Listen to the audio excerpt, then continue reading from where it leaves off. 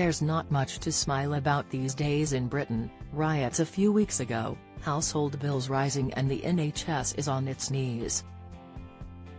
So it is hardly a surprise that an Oasis reunion has brought about such excitement and joy this week. It has taken us back to a time when you felt proud to be working class and you felt anything was possible. Everyone I knew felt we were in something together, getting transported to another world with their music. As Liam and Noel sang together on Oasis, "We need each other, we believe in one another."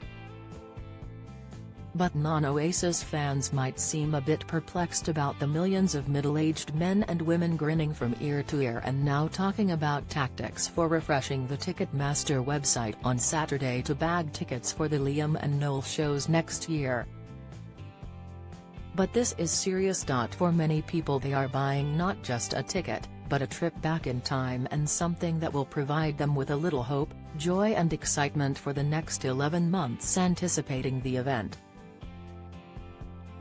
I might sound like I am exaggerating, but Oasis for many people defined an era of their youth, or perhaps their years before they started a family, or they were just less old and more carefree. The nostalgia is a supersonically big factor, of course. And there will also be connections to a simpler or happier time and important memories made with family members or best friends.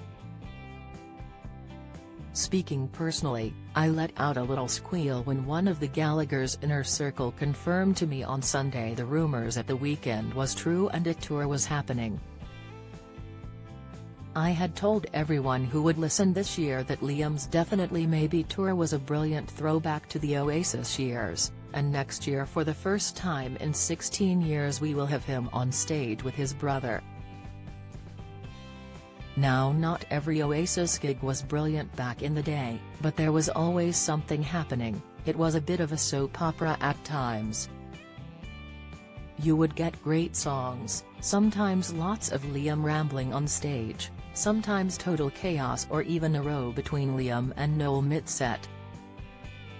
There was always an energy there with the sibling rivalry too, and it is something I have never felt watching any other band.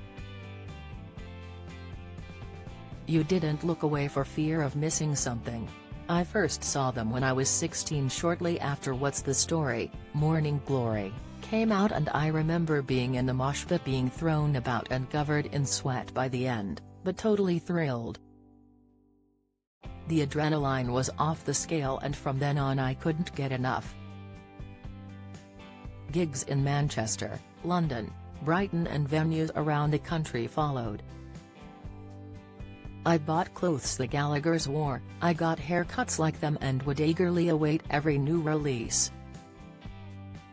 In 1997, when I was 18, I travelled to Copenhagen by coach, and it took over 24 hours. Sat in a stiff upright seat with two friends. We then stayed in Denmark one night in a hotel and got back on the coach. Why did we do this? Oasis were on tour, so why not? Yes, I had seen them on the Be Here Now tour, both nights in Exeter and in London, but a weekend in Copenhagen and a chance to do it all again, sign me up. It always felt exciting to watch Oasis, even towards the end when there was more infighting. Other people were inspired to do what they did and became the next wave of guitar bands, and also older people wanted to live the lives they had. A working-class youngster could enjoy cigarettes and alcohol in the 90s, but they were not having all-night benders like Oasis or earning millions. They were aspirational figures for many. They had begun life on a Manchester council estate and got out there and made their fortunes, and the gigs were also a celebration that dreams could come true. And perhaps when you sing Rock and Roll Star back at Liam, you felt in the moment together with the band, having the time of your life whilst they had theirs. Fans like me remember the incredible feeling, they remember those shared experiences and the buzz of being at a great Oasis gig. And they want that feeling again in 2025.